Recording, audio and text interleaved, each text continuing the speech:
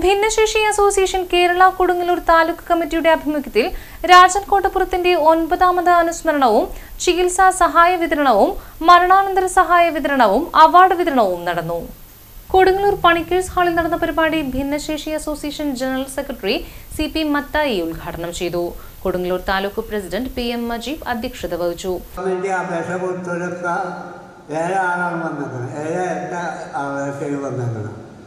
അപ്പോൾ ഇപ്പം ജനങ്ങൾക്ക് ആവശ്യമില്ല, അതായത് കുടുംബത്ത് കൊണ്ടുതരും എന്നുള്ള ആ ധാരണക്കാണ് ജനം ഇപ്പം നടക്കുന്നത്.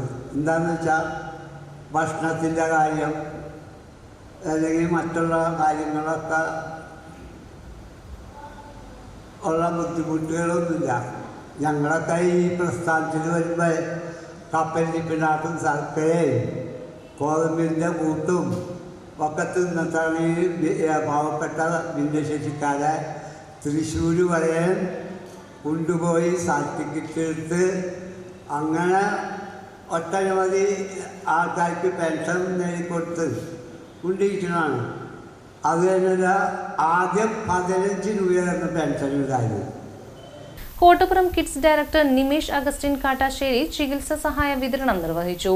കൊടുങ്ങല്ലൂർ നഗരസഭാ ചെയർപേഴ്സൺ ഹണി പീതാംബരൻ, പ്രശസ്ത കഥാകൃത്തും സംവിധായകനുമായ റൈൻസ് എറിയാട്, ദേശീയ അവാർഡ് ജേതാവ് CD മാസ്റ്റർ എന്നിവർ മുഖ്യാതിഥികളായിരുന്നു. കർഷക അവാർഡ് ജേതാവ് അബ്ദുൾ റഹീം, സംസ്ഥാന പ്രസിഡന്റ് ON സരസു, കൗൺസിലർമാരായ രേഖ സൽപ്രകാശ്, ഗീത റാണി, Kunjumuhammad കണ്ണാങ്കുളത്ത്, PK Shameera, PA Jameela, KR Somalatha, Sageer കുഴിക്കണ്ടത്തിൽ, ASHA Sunny തുടങ്ങിയവർ സംസാരിച്ചു.